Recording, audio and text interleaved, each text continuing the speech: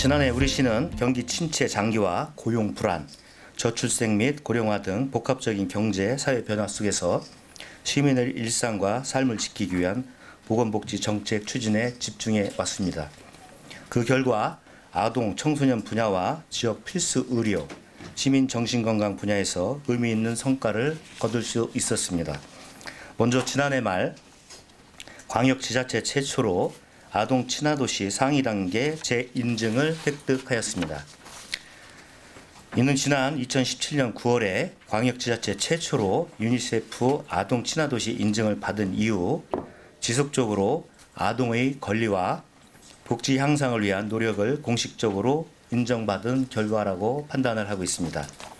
청소년 분야에서도 청소년 정책 우수 지자체, 청소년 수련시설 종합평가 최우수, 청소년 자원봉사대회 최우수 등의 정부 평가 3관왕을 달성하였습니다. 지역 필수 의료와 정신건강 분야에서도 성과가 있었습니다. 충청권에서 유일하게 상과, 그러니까 분만이죠. 기능 강화 지원 사업에 선정되어 분만 대응 역량을 강화하고 산모와 신생아 통합 진료 기반을 마련하였습니다. 중증질환 의료장비 지원과 성인응급센터 24시간 운영 재개를 통해 응급치료 체계 정상화의 진전을 이루었습니다. 특히 행안부가 발표한 2025 지역안전지수 중 자살과 감염병 분야 모두 1등급을 달성하였으며 시민의 생명과 일상을 지키는 정책이 실제로 작동하고 있음을 확인하였습니다. 올해도 취약계층 돌봄과 복지 사각지대 해소, 시민 건강을 최우선 과제로 삼아 맡은 바 책임과 역할을 다하도록 하겠습니다. 계속해서 2026년 주요 업무 계획에 대해 설명드리겠습니다. 올해는 함께 누리는 복지, 더 건강한 세종이라는 비전을 중심으로 5대 전력 과제를 추진하겠습니다. 첫째, 출산율 1위에 걸맞은 보육 선도 도시로 도약하겠습니다. 아이 낳고 키우기 좋은 환경 조성을 위해 임신, 출산, 보육 전 주기를 아우르는 공공 돌봄과 의료 안전망을 구축하겠습니다. 먼저 공공보육 인프라를 확충하고 필요 경비를 지원하여 가정에서 체감할 수 있는 보육 환경을 조성하겠습니다. 집현동에 공동육아, 육아 나눔터 및 국공립 어린이집을 확충하고 어린이집 영유아 필요 경비를 신규 지원토록 하겠습니다. 방과 후 돌봄 시설인 다함께 돌봄센터를 확충하고 아동 수당 연령을 8세에서 9세 미만으로 확대를 하며 지급액도 10만 원에서 10만 5천 원으로 확대를 추진하겠습니다. 365일 24시간 돌봄 어린이집 도담동에 있는데요. 도렘 아띠 어린이집입니다. 운영을 지속토록 해나가고요. 평일은 물론 주말, 공휴일 돌봄 공백을 최소화하도록 하겠습니다. 지역모자 의료센터와 소아응급의료 체계를 강화하여 출산과 육아를 위한 안정적 의료 환경을 구축하겠습니다.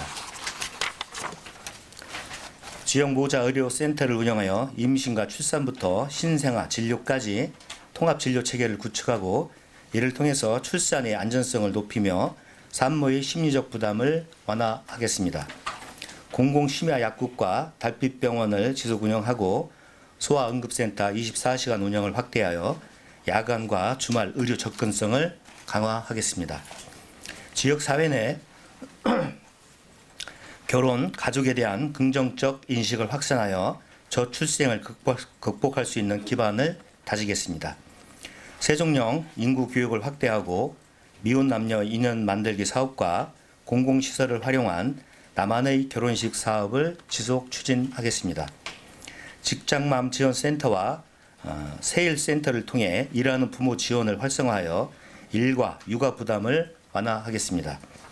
더불어 남성의 돌봄 참여를 높이고 가정 내 성평등한 양육 환경을 위해 백인의 앞바단을 지속 운영하겠습니다. 둘째, 고령사회 대비 세종령 통합돌봄 모델을 만들어 가겠습니다. 세종시는 고령화율이 가장 낮은 젊은 도시지만 사회적 추세에 따라 고령인구 증가에 대비하여야 합니다.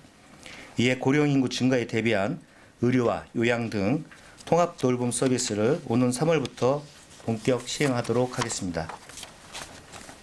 일상생활이 어려운 어르신과 장애인을 대상으로 방문 의료, 방문 요양, 생활 전 주거 수리 등 다양한 서비스를 개인별 돌봄 필요에 맞게 연계 제공하는 것이 핵심입니다.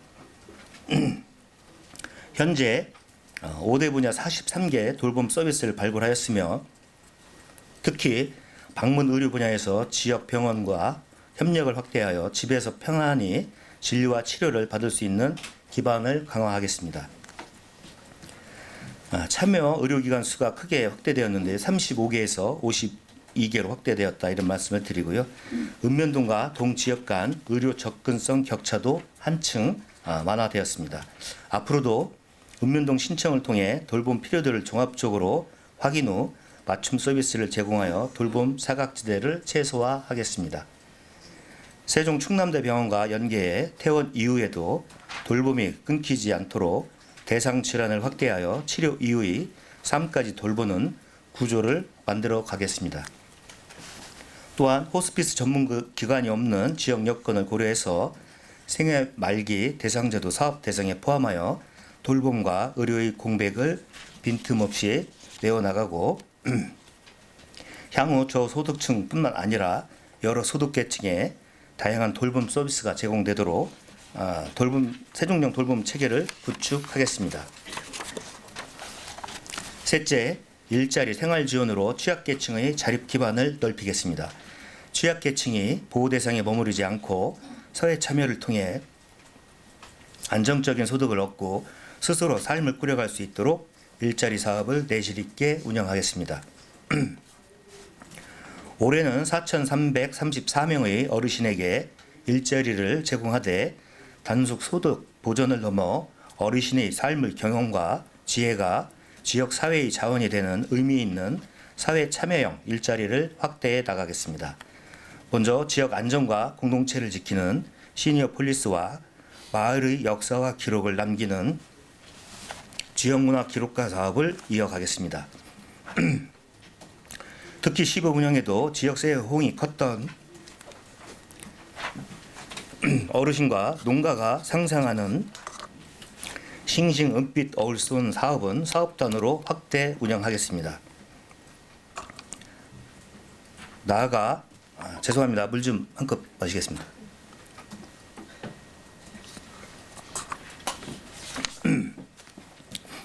나아가 행복한상 분식점을 올해부터 추가 운영하여 청소년에게 저렴하고 따뜻한 음식을 제공하고 세대 간 소통과 지역 공동체 회복을 견인하는 일자리 모델을 만들겠습니다. 아울러 장애인 직업 재활시설을 내실 있게 운영하고 장애인 생산품에 대한 품질 향상과 판로 확대를 지원하여 장애인의 안정적인 경제활동 참여를 뒷받침하겠습니다. 또한 저소득층 근로자가 참여하는 자활근로사업단도 확대 운영하여 근로 역량을 키우고 자립으로 이어질 수 있도록 지원을 강화하겠습니다. 이와 함께 사회보장급여를 확대하여 취약계층의 생활 안정을 도모하겠습니다.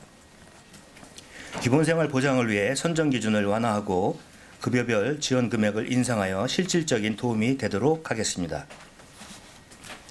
넷째, 청소년과 여성, 장애인을 위한 돌봄 서비스를 강화하겠습니다. 청소년의 건강한 성장을 위한 지원 체계도 견고히 하겠습니다. 청소년 복합문화공간과 청소년 특화거리를 운영하여 청소년이 다양한 분야에서 자신의 개성과 역량을 발휘하고 지역 인재로 성장해 나갈 수 있도록 지원하겠습니다. 여성의 안전을 위한 대응 체계도 한층 강화하도록 하겠습니다. 최근 증가하고 있는 여성 대상 디지털 성범죄와 스토킹 등 신종 폭력에 대응하기 위해 여성 긴급전화 1366 세종센터를 지속 운영하고 관계기관과 협력을 강화하겠습니다. 장애인과 발달장애인의 돌봄을 강화하여 가족의 경제적 부담을 완화하고 생활 안정을 도모하겠습니다. 장애인 활동 지원 단가와 기초수급자에 대한 장애인 연금 단가를 인상하고 최중증 발달 장애인 통합 돌봄 및 긴급 돌봄 서비스를 운영하겠습니다. 다섯째, 공공보건 의료와 마음 건강을 함께 강화하겠습니다. 권역 책임 의료기관인 세종 충남대병원을 중심으로 필수 의료 역량을 강화하겠습니다. 중증 응급 환자의 신속한 이송, 전원과 진료 협력 지원, 퇴원 환자의 지역 사회로의 연계 등 협력 체계를 공고히 해 나가겠습니다. 시민의 정신건강과 마음까지 세심하게 살피는 예방 중심의 정신건강 정책을 강화하겠습니다. 고독사와 자살 위험이 지역사회의 주요 안전문제로 부각되고 있는데요. 복지위기 앱과 읍면동 지역사회 보장협체 등을 통해 위기 가구를 선제적으로 발굴 지원하고 생명 존중 안심마을 사업을 5개 지역에서 8개 지역으로 확대하여 자살 고위험군을 조기 발굴 관리하면서 생명 존중 교육을 병행하는 등 촘촘한 생명 안전망을 구축하겠습니다. 지역사회 정신건강 실태 조사를 실시하여 시민 정신건강 수준과 위험 요인을 분석해 맞춤형 정신건강 사업을 추진하겠습니다. 또한 24시간 위기대응팀을 운영하여 정신건강 위기 상황에 대한 신속한 대응 체계를 구축하겠습니다. 마지막으로 감염병 대응 교육을 시민 밀착형으로 전환하여 대응 역량을 한층 강화하겠습니다. 그동안 공무원을 대상으로 운영하던 감염병 교육을 시민 대상 강좌로 확대하겠습니다. 생애주기별 예방교육과 체험교실을 운영하고 장기 요양기관 등 감염 취약시설과 의료계 종사자를 대상으로 실무교육을 실시하여 감염병에 선제적으로 대응해 나가겠습니다. 지금까지 26년도 보건복지국 주요 업무 계획을 설명드렸습니다. 우리 사회의 낮은 곳을 살피고 시민 누구나 건강하고 활기차게 생활하도록 모든 역량을 집중해 나가도록 하겠습니다. 앞으로도 시민과 언론인 여러분의 많은 관심과 협조를 부탁드립니다. 감사합니다.